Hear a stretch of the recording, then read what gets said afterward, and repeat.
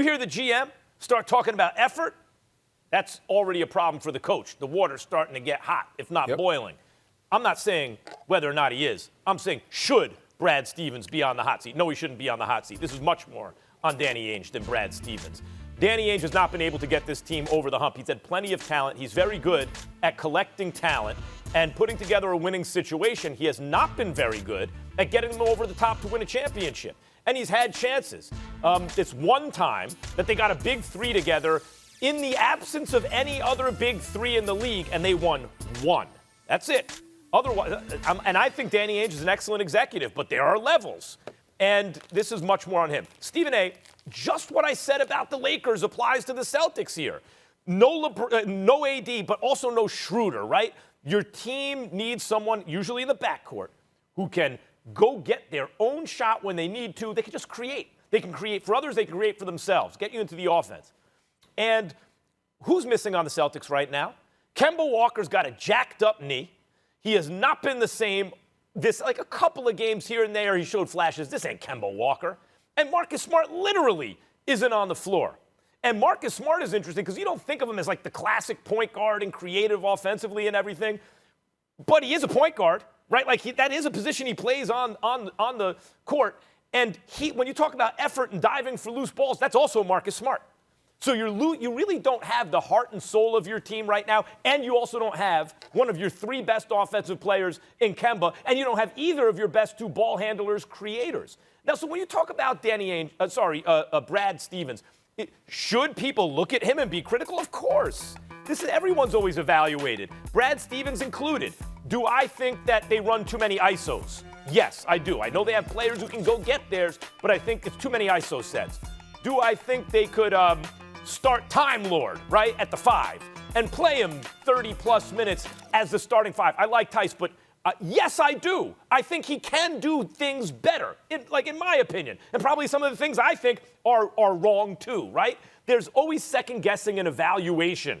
But I can't pin this team right now on the guy who's trying to coach them without his backcourt. I got to look at the GM. I got to look at the GM and roster construction, which, as you said, he thought they could compete. There's a difference. In the NBA, Stephen A., if you want to win a championship, if you're thinking this team can compete, you don't have a chance. You need overwhelming offensive firepower. And if Kemba's not right, the Celtics don't have anything close to that. Max Kellerman, I respectfully, let me explain to you why I think you're totally wrong on this. We're not having a conversation about Brad Stevens and his level of competence. The man has won 56% of his games. This is his 8th season in Boston. He's won 56% of his games. He's been to the playoffs the last 6-7 years. They've gone to the conference finals 3 of the last 4 years, including last year. Brad Stevens can coach. That's not the issue here. The issue is that do you get to a point where the same voice no longer affects you positively? If Brad Stevens lost his job today as head coach of the Boston Celtics, Brad Stevens should be one of the people at the top of the list for a new coaching job on the NBA or the collegiate level. He's that good. And so this is not about that.